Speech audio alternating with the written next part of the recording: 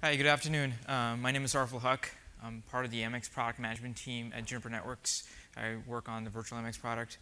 With me, we have Shishir Agarwal as well, who's part of the security product management team, and he manages the virtual SRX. We have a couple of folks that will be doing a demo as well, Xiao Dong from the security team and Paul Abbott from the VMX team.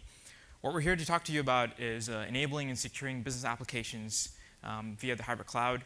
So I'm going to do a quick introduction as to what you're going to get out of this session. We're going to highlight some trends and challenges in the space, some of the solutions that we're actually working on, and we're going to do a demo after that. So it goes without saying, you're here probably because you're using some sort of hybrid cloud scenario when you deploy applications. That a lot of these applications are moving from on-premise data centers to a public cloud provider such as Amazon. And we expect this to be around 70% for all enterprises. And as this becomes more predominant, there are some challenges that we feel there are in the space, and how we're going to solve some of these challenges is what we're going to talk about today. So what are some of the inhibitors to actually doing something like this? So we found that there's actually three primary inhibitors. There's security. So what we mean by security is transport. So how do you securely transport your applications to a public cloud space? Reliability, so related to high availability, right? So how do you create redundant scenarios, redundant regions with AWS and connect them all together?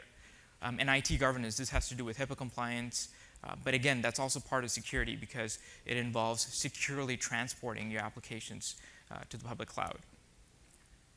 So the trends around these, the fact that your workload is not moving to a public cloud space is creating a requirement for you to securely transport this traffic to the public cloud. And I'll talk about how it's not, your enterprise locations are typically, in the past it was you have a hub location and you have multiple spoke locations. Your enterprise, your applications are typically within that hub location. So you have a hub and spoke type of topology. But that's no longer the case, right?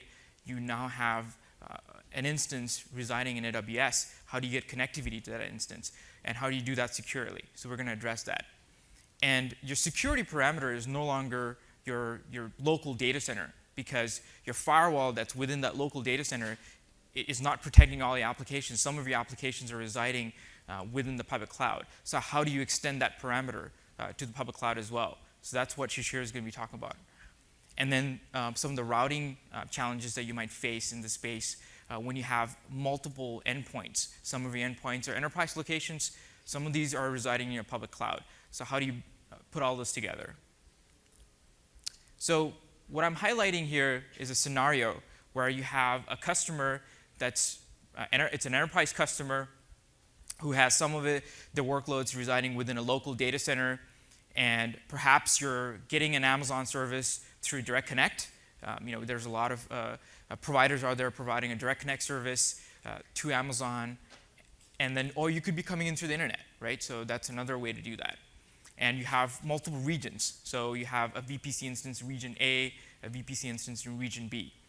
So the first challenge is how do you have scalable, secure transport with full mesh capabilities across all these endpoints? So you have an endpoint in AWS region A, B, and then some across your enterprise locations as well. How do you create connectivity between all these regions? So that's something we're going to be talking about. How do you maintain operational consistency? So you have an on-premise router. So you have a way to configure that router, a way to manage that router. How do you maintain that same level of operational consistency when you have a router or a gateway in the cloud, right? How do you do routing between VPC instances? So in this case, I'm showing you 2 regions, but I've talked to a number of customers where they may have 4 or 5 regions, and some of their regions are transit regions. So how do you create routing such that you can do transit within a VPC instance as well? And then redundant gateways within an AWS region. So if you have a cloud gateway, you want to create some redundancy. That's addressing the high availability use case. Ensuring quality of service. So if you have some sort of direct connect connectivity, you might be going, the provider that's providing this direct connect might be giving you DSCP packets marked so you can maintain some sort of class of service for QoS, for packets. That's one thing that we can potentially solve here as well, because those DSCP markings can be scheduled properly. We can schedule packets based on that. Visibility, analytics, and troubleshooting. So as you have traffic coming into your VPC instance, and how do you sort of determine what type of traffic is coming in? How do you do things like anomaly detection? So that's another thing that we'll be talking about today. So what's the solution? And so I'm going to start highlighting, so what is the solution proposal here and how we can solve this problem. So if you look at the way it's done today is, and what I'm showing you here is actually a typical VPC scenario where you're coming in using an internet gateway. So you're coming in using a virtual private gateway, and your workloads are residing within this VPC subnets. Right? So it's almost like your virtual private gateway is like your data center gateway. That's where all your IPsec tunnels are terminating if you're coming in through the internet. And the solutions that's offered by the virtual private gateway, that's what you have.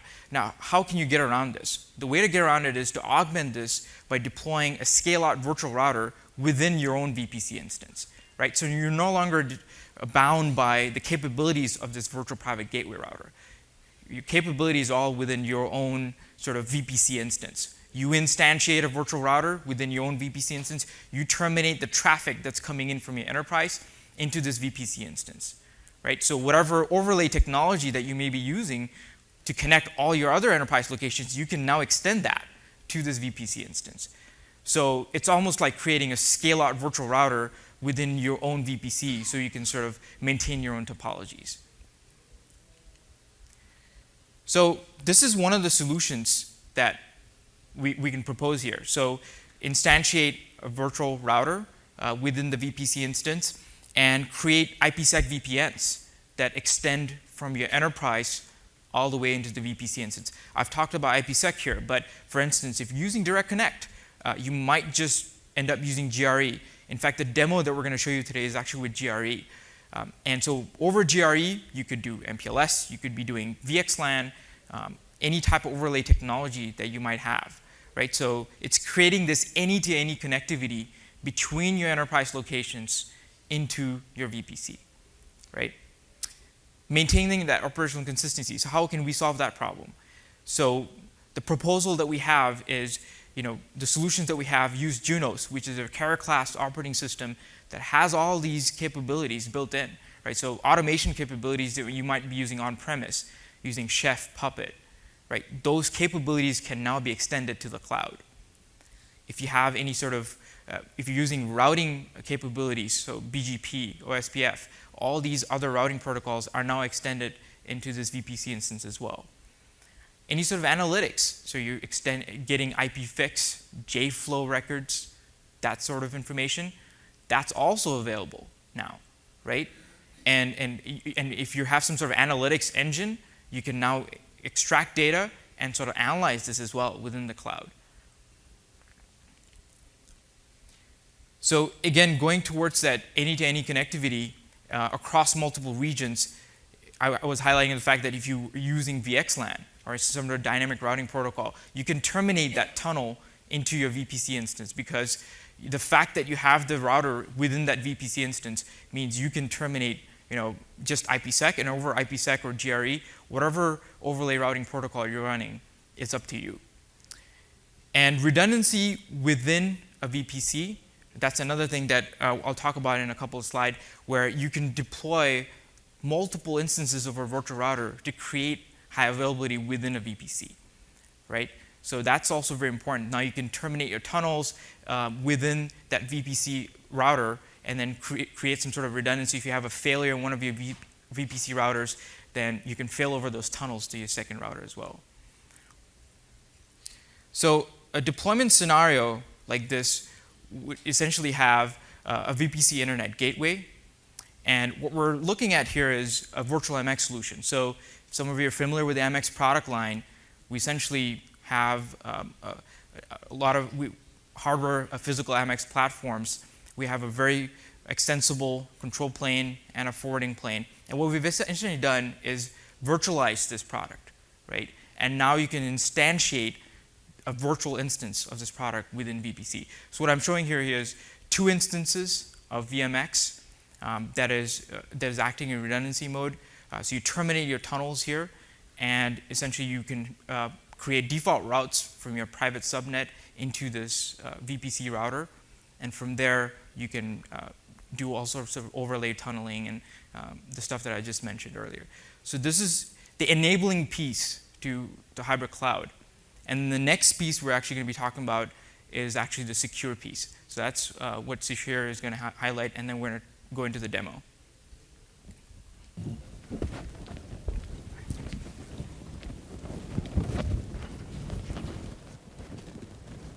Thanks, Ariful. Okay, so next, let's talk a bit about how we enable our customers to securely migrate to cloud. And this is just a recap of the slide that you that you saw earlier. Obviously, security is one of the key concerns as our customers and organizations are looking to move to cloud. So let's look at some approaches in which Juniper is trying to help our customers, both from a security perspective as well as a compliance perspective. So before going into some of the use cases and customer challenges and some of the approaches, I want to highlight a quote from one of our customers, Expedient. As we worked with Expedient, they were very clear on the approach they wanted to adopt as they were looking at deploying security in a public cloud environment and providing services to their customers. Just like when you move your applications to cloud, you want those applications to be dynamic and agile. They wanted the security to be dynamic and agile as well. So again, the point here is that as you are looking at security solutions for your applications in cloud, you need to think about alternate approaches and really look at and really ask questions around, is my security solution, can it scale up, can it scale out? Will it be able to cope up with my applications? As I'm deploying those applications, I need my security to be up and running in a matter of minutes. So next, I'll talk about 3 key use cases and also talk about the customer challenges tied to those use cases. I'll cover migration of IT services, which is essentially a lot of IT workloads that are moving to public cloud like AWS. I'll talk about SaaS applications, as a lot of these applications are being offered now as services to your customers or partners in the cloud. And the last one is desktop as a service, or the virtual desktop infrastructure environment in the cloud. All of these use cases have a common set of customer challenges. The topmost being really protecting those VMs or workloads in the cloud against the latest and greatest threats. So you need to have solutions which have advanced threat protection capabilities. Also, Arif touched upon it briefly, but as customers are moving to cloud, they are really looking to establish full mesh secure connectivity between the workloads that are on-prem and the workloads that they are running in the cloud. Compliance is a key concern, especially for certain verticals such as financials or government customers. And customers today have, in their local on-prem environment, they have certain set of processes, audits, maybe security policies, and then they know that they are compliant. So one of their concerns is that as they move to cloud, how do they make sure that they stay compliant? The last two here is essentially they don't want to just do a complete rip and replace. They want to leverage their existing solutions as much as possible. So let's say if they are using a virtual solution in their environment today, they want that virtual solution to work also on AWS. You don't want to have different solutions doing the same thing in different environments. Lastly, user experience is a key here. So they want this migration experience from their on-prem to AWS in a seamless fashion. So things like security management, central management, being able to manage your security solutions which are on-prem and in the cloud from a single pane of glass becomes a key for both operational OpEx reasons as well as CapEx reasons. So let's look at each of these use cases in a bit more detail. The first one is migration of IT services. As you're familiar, in a traditional data center, you might have a production workload and a development workload, which are being protected by, let's say, a physical or virtual firewall, which is sitting on-prem. and you might have certain set of policies, let's say policy A for your production workload, policy B for your dev workload. As these workloads are moving to cloud, you have a VPC work production in AWS and a VPC dev in AWS.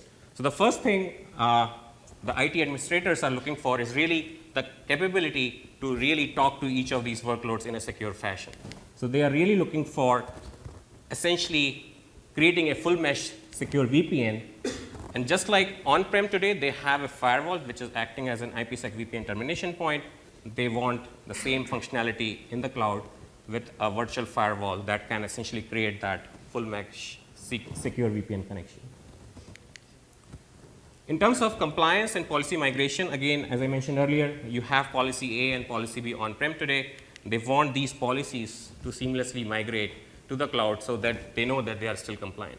In certain cases, this might not be a simple translation, but they at least want certain tracking or mapping of how my policies that I have today map to the policies in the cloud.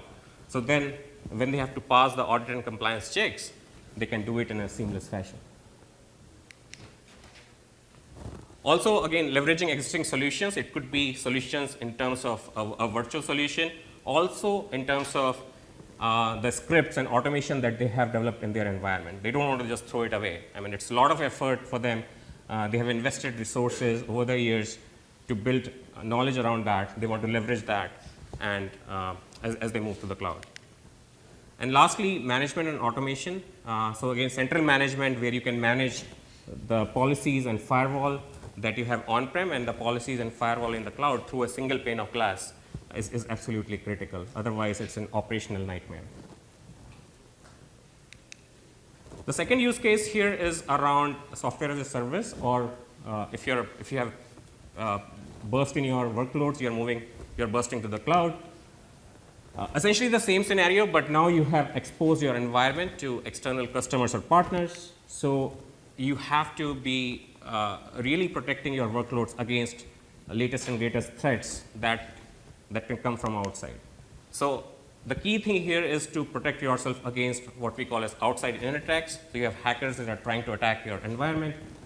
There you need advanced threat protection capabilities, things like IPS, intrusion prevention systems. But beyond that, as you deploy a defense in depth strategy, you need to look at security intelligence, which is how you can leverage all of the information or intelligence that's out there and really use that and enforce it on your firewalls. Along with that, really look at advanced anti-malware solution. So again, it's a defense in depth strategy, but you need to make sure that you are leveraging and deploying all the right solutions in the cloud as well, just like you are doing today in your on-prem data centers. So let's look at some of these solutions in a bit more detail and how Juniper solves this problem. So we have an open security intelligence platform. The idea here is that it's a framework that uses information from multiple sources, and then it leverages that information to enforce policies on your firewall. So we have a threat intelligence cloud which can take in feeds from multiple sources. These feeds could be command and control feeds or GeoIP feeds. We take that intelligence information, we scrub that information, we aggregate it, and then we produce an optimized cloud-based threat intelligence information that can then be fed to the customer premise. Customer in turn can actually augment that information with their own feeds or own blacklist or whitelist feeds. So once you have a rich set of intelligence which is optimized and aggregated, the next step is really how to use that information and enforce it on your firewalls and even switches and routers. So in this case, you have a central management solution that manages this whole thing in a seamless fashion where it aggregates the information and then pushes it on your firewall.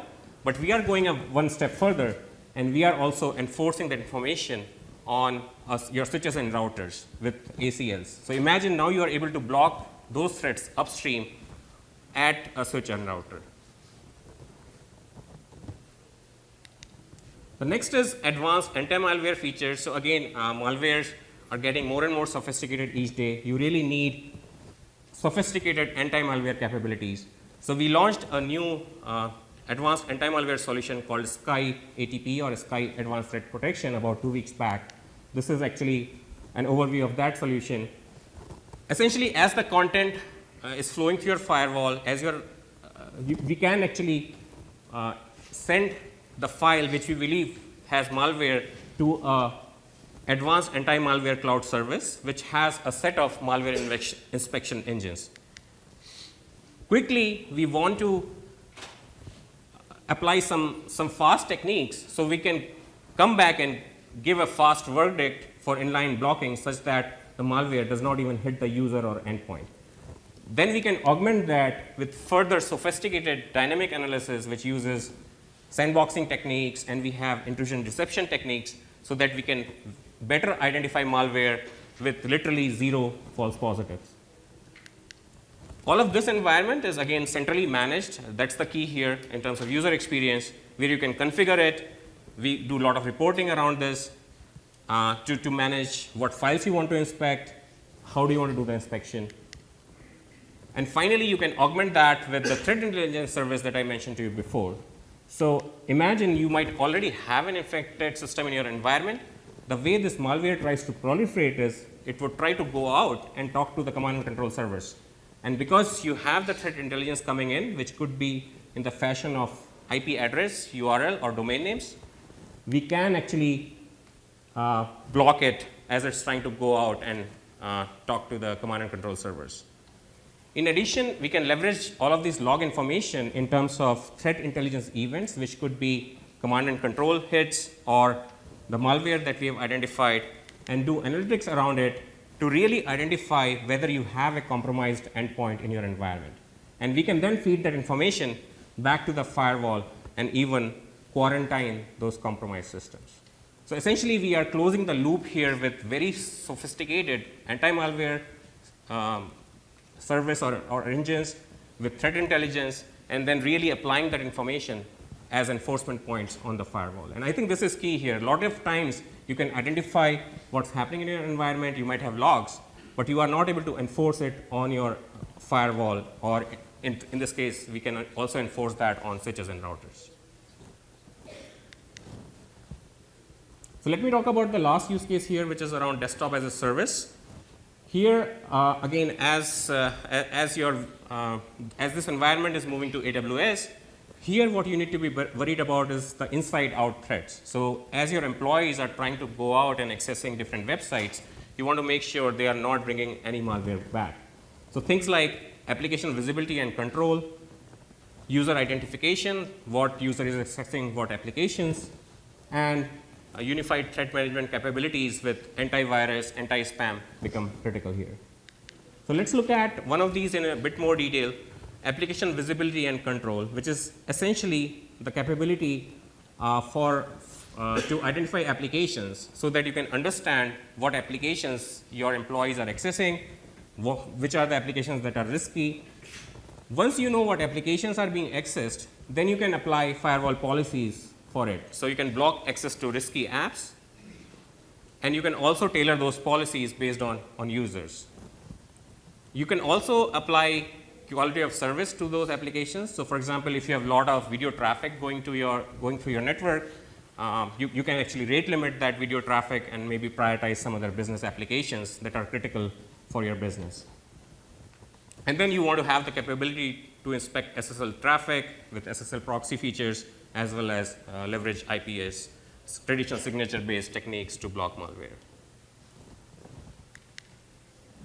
So again, with all of these, as you saw in the previous use cases, you need a defense in depth strategy, but virtual firewall solution in an AWS hybrid cloud environment is the centerpiece, is very critical, and it needs to provide all of the security capabilities, not just basic firewall, but all of the layer 7 services, so that you get the highest level of protection. The key here is that you don't want to have different solutions doing different pieces here. You want to have a single solution that's capable of addressing all of these challenges. And with virtual SRX, which is our virtual firewall solution, we actually provide a base set of firewall features, which we call foundation features, with firewall, IPsec VPN, NAT capability, along with very rich routing features. and a central management and analytics capability as well. On top of that, customers can turn in the next generation firewall features, all of the advanced security services such as application visibility and control, UTM features like antivirus, anti-spam, the advanced anti-malware service that I mentioned to you earlier.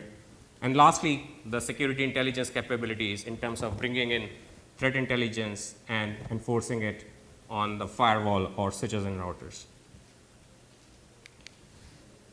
So this is an example of Expedient. They are our customer. They essentially have, a public cloud. They are a hosting provider customer. So as they onboard different customers, for every customer, they actually deploy or front end that customer with virtual SRX, which is doing two purposes.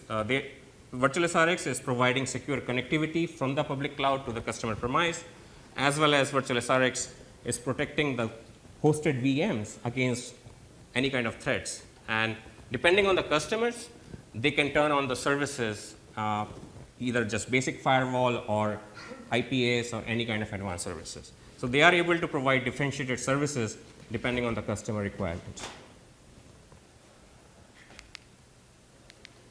So just as a quick summary, VSRX is our virtual firewall solution, which provides a lot of these capabilities and approaches that I talked to you earlier.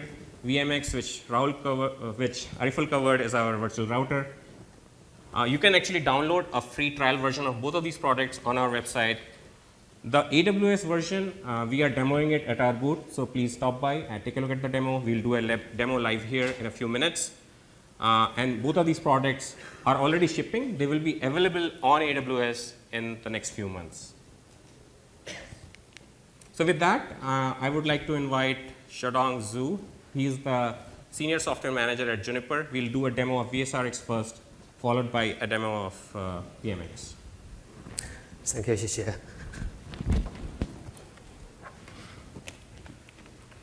Mr. Rick.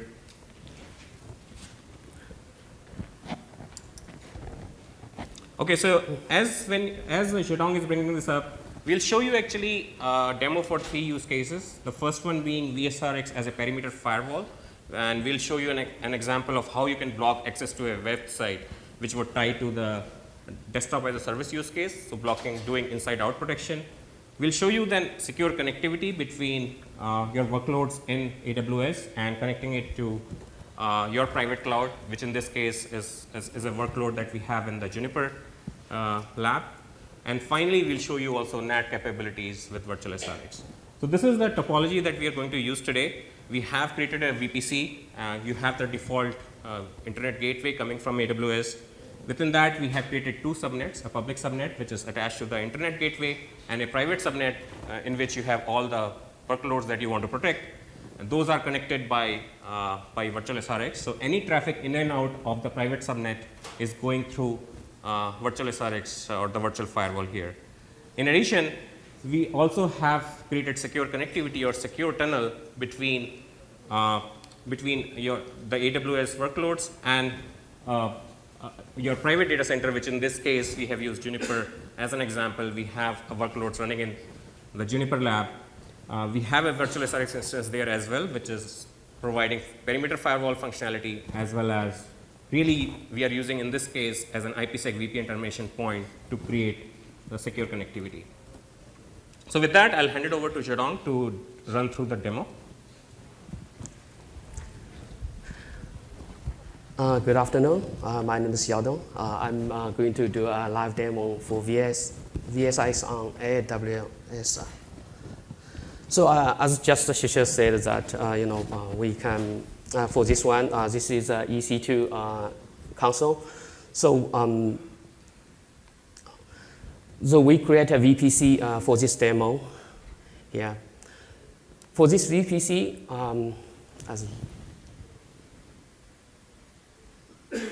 we will create there a couple of subnet. Subnet 0 as it's 10.0.0.0/24. This is a public subnet. Subnet 1 is 10.0 1.0/24. This is private subnet. As we see in previous slide, VSIs are sitting in between the public subnet and the private subnet to protect the server inside the private network. So we configured a router to make sure that for the internet traffic, it will go to the internet gateway. So this is a router SIX external. Another routing table, we name it SIX internal, which basically all the traffic in the private network will redirect to the VSIX. So also on the EC2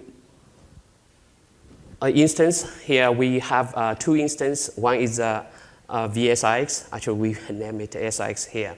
So from here we can see that the AMI image we call it is a VSIX image, and so we use C3.2 large as a template. So this is a VSIX, and it's bound to the VPC, which we just saw.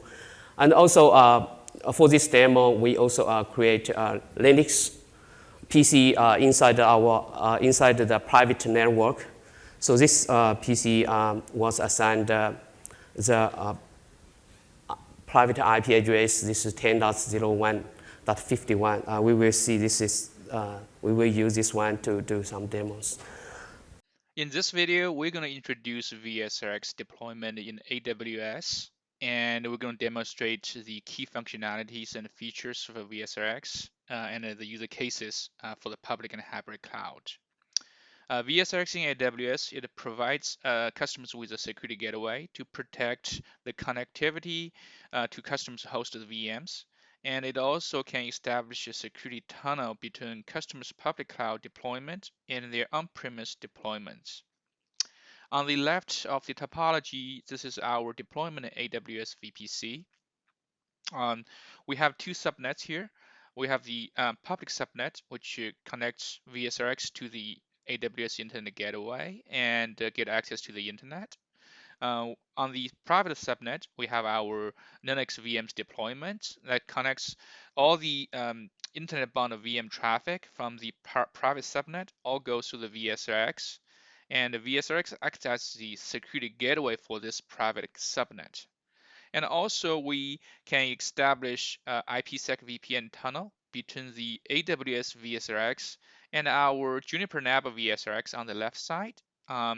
So by doing that, we establish a secure tunnel between our AWS deployment and our Juniper NAB deployment, and we're going to show some of the features there as well. We now take a look at the VPC environment we set up in AWS. This is our VPC, and from the VPC, we have three subnets we have set it up. Subnet 01 is your private subnet, which connects to the Linux VMs. Subnet 0 is your public-facing subnet, and which is where VSRX getting access to the outside internet. And we also have a management subnet, which manages the VSRX management port. And we also have the internet gateway, which connects VSRX to the outside world. We also have a security group, which allows all inbound traffic. This is our VPC. And now let's take a look at the EC2 instances we have here. The SRX is our VSRX instance that we use in this demo.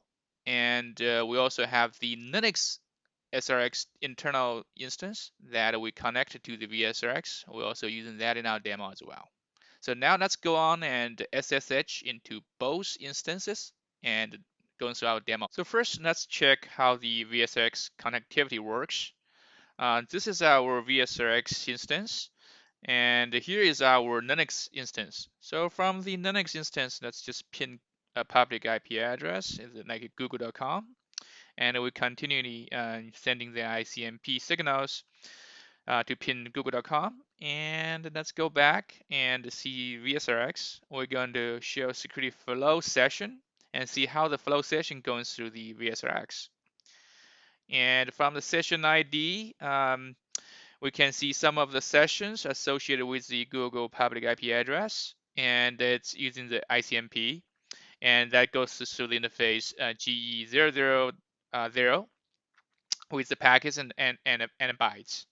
So which means now the ICMP pin Google signals are traversed into the VSRX instance. So now let's go stop pinning, and we can go back and show security flow session again. And now the ICMP flow sessions disappeared. So we stop the pinning. Now let's show how you use VSRX to protect your private subnet by blocking the access to a malicious website with a specific IP address. Now, let's first check what's the security policy you have been setting with this VSRX. Let's go show the configuration, display set, and we can see all the policies we have been set up with this VSRX. And we have defined the website IP address 50.87.51.86, and we're going to delay all the traffic to this IP address. And now that's from the Linux VM. Let's initiate a pin to that IP address. And seems like looks like the pin doesn't go through, but we're continuing pinning that IP address from the Linux VM. Now let's go back to VSRX, and we want to check what's happening. So from the private subnet interface GE001, we're doing an extensive show interface match the policy delete. So we want to see how the policy is in action. And we see about the incrementing number of policy denied now is at 598 as we are continuing pinning that website. So we should be able to see more policy denied, like we can see here it's 610 now. As we keep on monitoring, we see more and more policy being denied because we are continuing to pin that IP address. And now let's go and stop the pinning. And we're going to go back and we'll check the policy denied number, and now it stopped at 627, which means that we will no longer sending traffic to that IP address. So that shows how VSRX actively deny the access to the website with that IP address. Now for the last part, we're going to demonstrate how the route-based site-to-site IPsec VPN works. We have set up an IPsec VPN tunnel between the AWS VSRX and the Juniper NAP VSRX, and to protect their public subnets. And let's first show how the IKE and IPsec security association being established. So that's from the AWS VSRX. We show the security IKE security associations. And we can see we have established the IKE association with the VSRX in the Juniper NAP with the public IP address 66.129.237.22. We also verify how the IPsec security association been established, and as we check, it also has been established. So the IPsec VPN tunnel is up and connecting the security, the secure connection between AWS and Juniper NAP. Now let's go from the Linux VM, and we start pinning the VM in the Juniper NAP on the subnet, connecting to the VSRX there. And the pinning is going through, and we'll continue pinning that VM. And let's go back to the VSRX in AWS, and we're going to show the security flow. We see the flow session has been established between the Linux VM in the AWS and also the VM in the Juniper NAP. So let's check the interface on the VSRX GE000, which is a public subnet, and match all the traffic packets with VPN. we see the VPN packet's been sending out from that interface, and as we are continuing pinging the VM, so we should see the VPN packet's been incrementing, and we're hitting a few more, and we see more and more VPN packets been sending through the VPN tunnel. Now let's stop the pinging from the Linux VM, and let's come back and check. And the VPN packet has been stopped at 10,550. So that means we're no longer sending the VPN packets through the tunnel. This concludes our VSRX demo in the AWS. But let me recap. So this demo, I did basically the demo try to show that one is we can do as a NET device, another is a VPN gateway, the third one is a firewall. So thank you. Now I want to give this one to Paul for the VMX demo. Thanks. Thank you, Xiaodong. For the VMX demo, what I'll be showing here is what you see here is a high-level view of the topology. For this in the particular scenario, what we have is two VPC instances within two separate regions. And we're going to connect the two regions over the internet via a tunnel, in this case GRE, but it could be IPsec. And we're going to be focusing mainly on the California region for this demo because the Virginia region is a mirror image of the California one. And it would be redundant to show both details. Inside the regions, we have a development build or beta build of the VMX instances, and they're going to be connected via Elastic IP that connects to an enhanced networking interface that we have configured for those AMI instances. Across the internet, we have our GRE tunnel that will be bound to the Elastic IP addresses.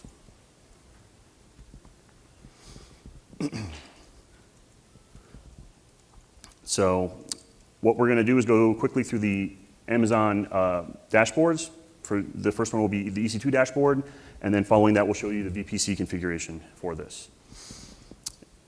In both regions, what we have is created a Linux host and a VMX instance on both of them. These particular instances are the C3 extra large instances for development purposes. And we've created several different interfaces besides the default management one, as you'll see here. The VMX instance here has been put into the VPC ID here, and we have three interfaces. The interfaces are ETH1, which is the management interface by default, and we have a private and a public interface. The private and public interface, the private interface is ETH1, which maps to, if you're familiar with Juniper, it's called GE000, and ETH2 is GE001.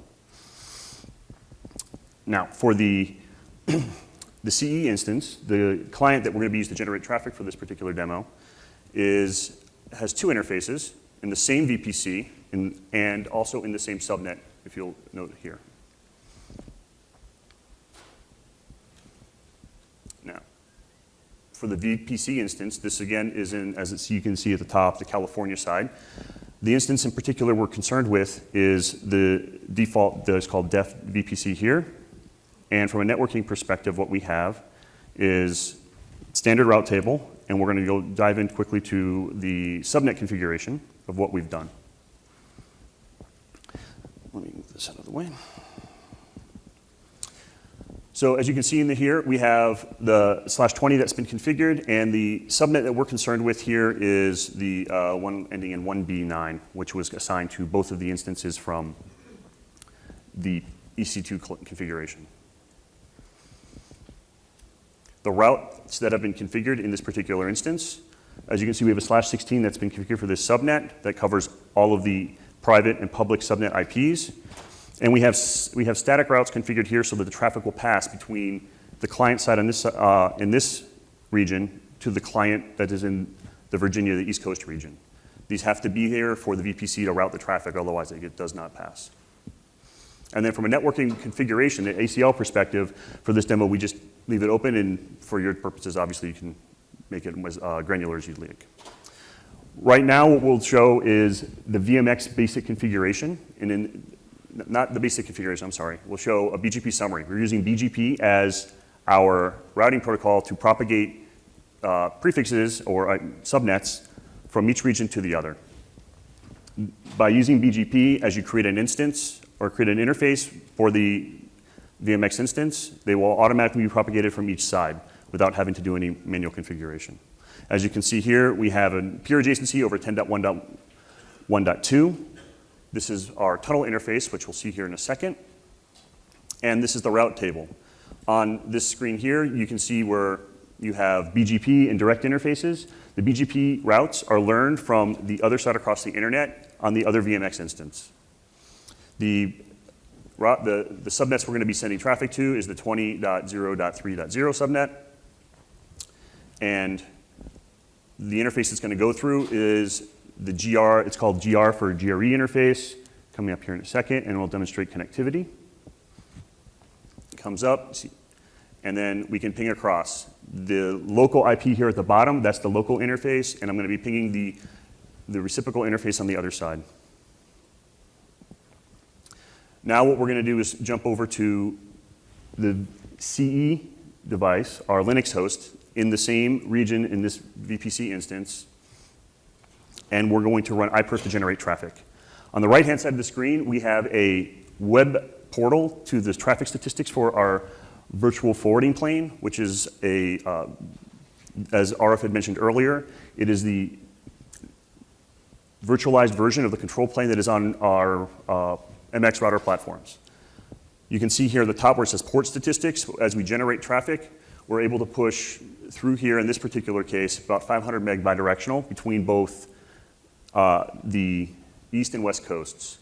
The reason you see here is you have to add both sides. So this is a transit device. So you're seeing on RX0, which would be the private side, is the traffic coming in, and RX1 would be the public side traffic going out.